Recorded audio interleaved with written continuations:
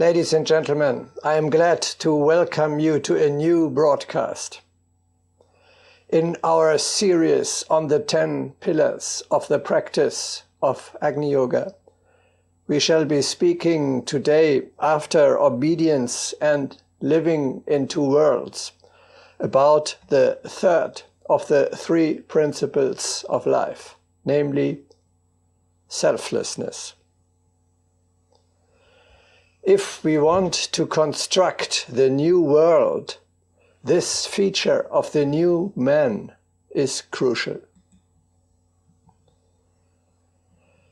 The scourges of today's time, which make life on this beautiful planet almost unbearable, are selfishness, greed, the chase for money, power and pleasure, the struggle of everyone against everyone.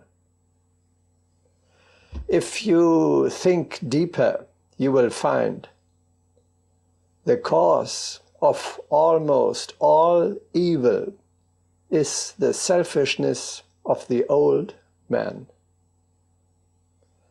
We have to overcome this vice if we want to fundamentally change the circumstances on earth.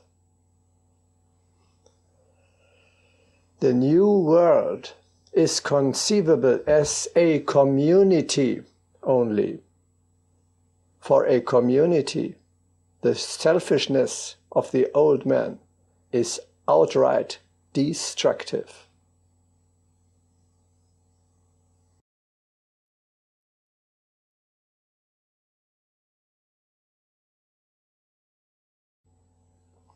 Let us repeat what we have discussed already several times.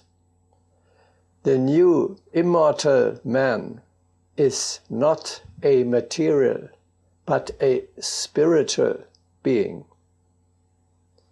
You, your true self, is a non-material soul, not a physical body. Your soul needs no material food, no water, no clothes, no housing, no car, no money, no crude oil, etc. Neither for its survival nor for its well-being. Your eternal individuality finds no satisfaction in material pleasures. Once you have transformed into a spiritual being, you can act truly selflessly. You have no interest in that what the old men are struggling for.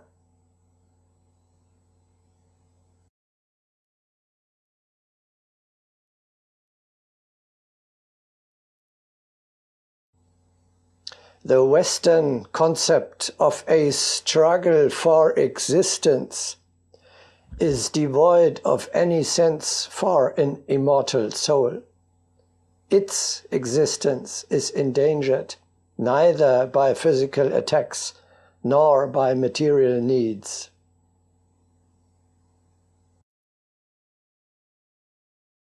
How are we to deal with that curse known as the struggle for life, which is the real and most prolific parent of most woes and sorrows and of all the crimes?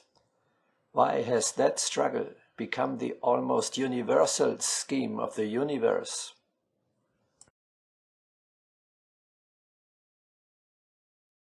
We answer, because no religion, with the exception of Buddhism, has hitherto taught a practical contempt for this earthly life, while each of them, always with that one solitary exception, has, through its hells and damnations, inculcated the greatest dread of death.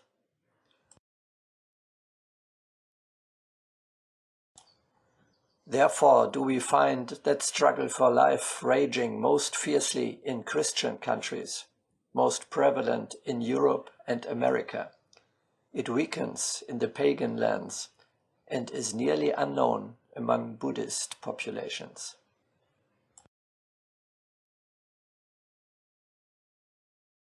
In China, during famine, and where the masses are most ignorant of their own or any religion, it was remarked that those mothers who devoured their children belonged to localities where there were the most of Christian missionaries to be found. Where there were none, and the bonzes alone had the field, the population died with the utmost indifference.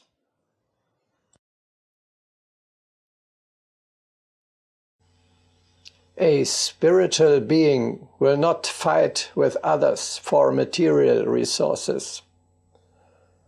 By selfish actions, by injuring or even killing others, it would only cause harm to itself. In the rare case that there is really not enough to survive for everyone, that means for all bodies, the immortal willingly renounces in favor of the others. For damage inflicted to his soul is much worse than even the death of his body. The duration of one single earthly life is irrelevant in view of the eternal existence of the soul. For your higher self, it is better to live shortly and rightly than long and wrongly.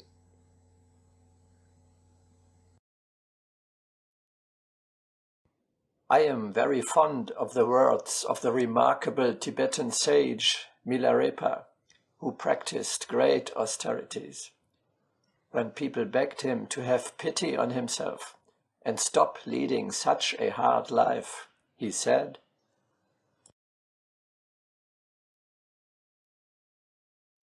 "As all of us are subject to death, I prefer to die in pursuit of a beautiful goal." Verily, if even 100 people could realize the wisdom of this formula and would apply it in life, the world could be transformed in the shortest time.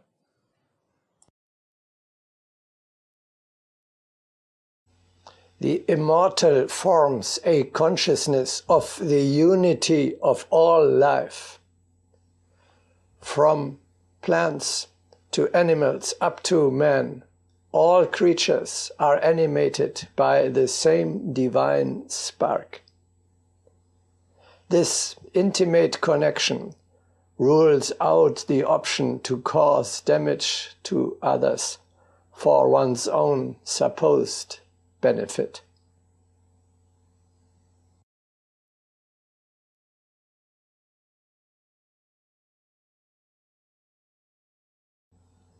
In the material world, among animals and the old man, the law of the jungle applies. The stronger eats or subjugates the weaker, and thereby becomes even stronger and more powerful. In the spiritual world, and thus among spiritual beings, the law of the sacrifice applies. It is of the utmost importance that you realize your soul actually grows when you give and becomes smaller when you take.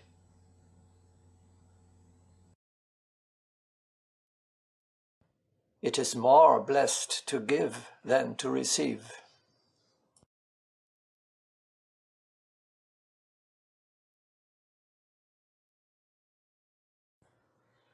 The more anyone renounces, the more he receives.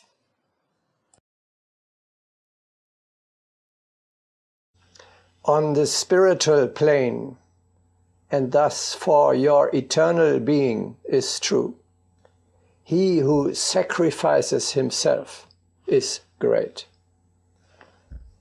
And he who selfishly thinks of himself is small.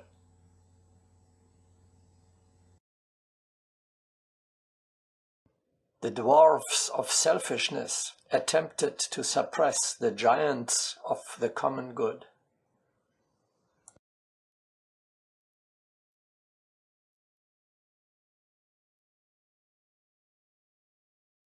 It is far greater to give than to receive.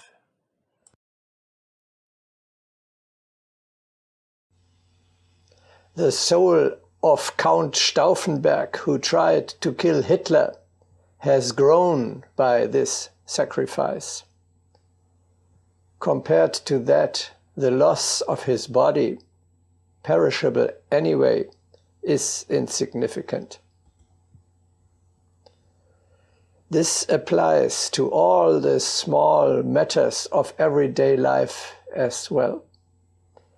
Every woman and every man who sacrifice time and strength for their children, or otherwise for selfless service to the common good, do not lose anything thereby.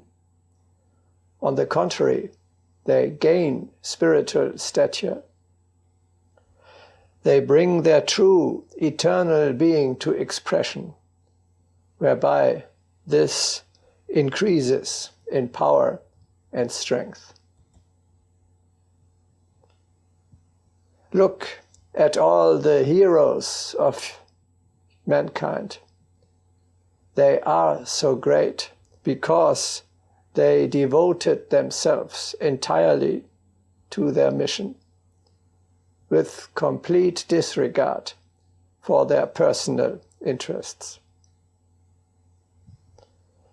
You know that feeling yourself, your higher self, actually longs to devote itself completely to the service of a great work.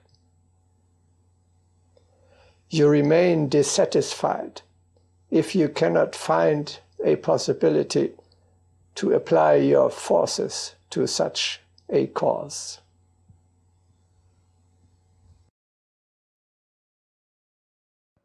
The proof of the awakening of love in the human soul is the awakening of an overwhelming desire to give itself and all it possesses for the best good of all.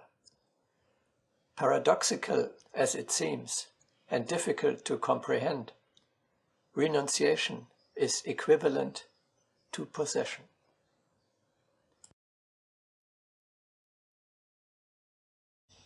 Therefore, unselfishness is the natural attitude of an immortal. Selfishness is contrary to his nature.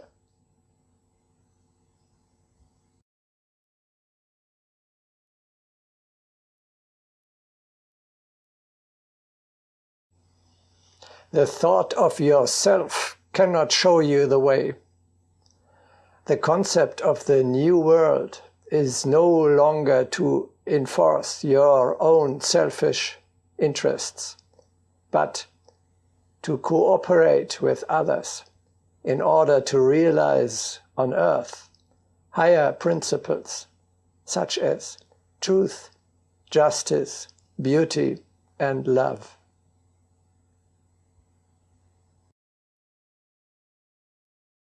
No one can be guided by the personal, but by comparing the values as to the common good, it is possible to choose the quickest path.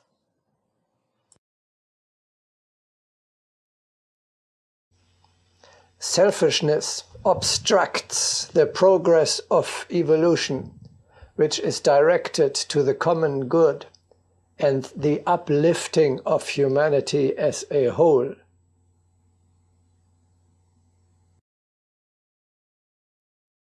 Indeed, it must be understood that each personal feeling undermines the roots of the great construction. Thus, so much of the wondrous is destroyed by humanity, because leadership was rejected.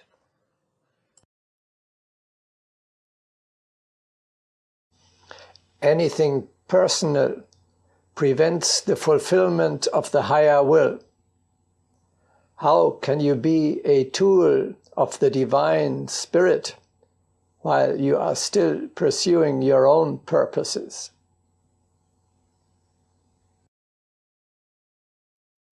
Every unselfish desire is a reflection of a similar desire in the mind of God. If the unselfish aspect of a desire is changed and becomes clouded by the personality, the plan in the mind of God is not carried out.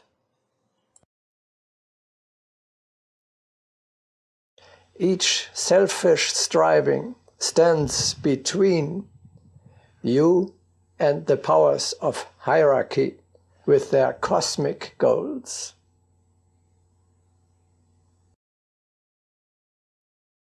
But in any case, he is not wise who dreams about his own separate will. He who is concerned about his individual will without the communion with the higher worlds is not on the true path.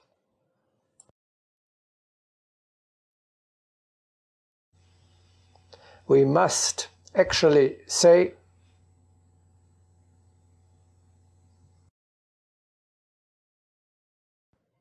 every personal desire is harmful.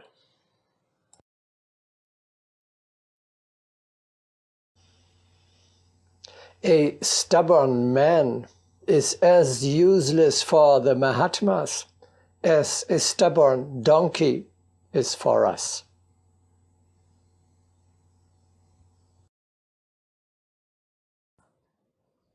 Let us not take obstinacy along with us. There is no more intolerable burden than stubbornness. People do not even choose a headstrong horse. They will not even take an obstinate dog on a journey.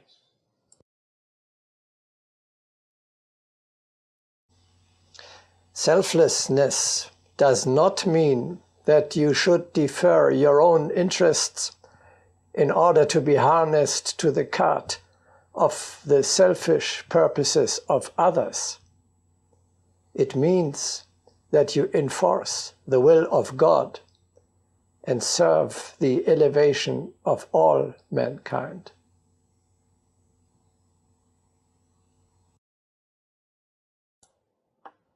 Service is not in furthering ordinary well-being, but in bringing benefit to humanity.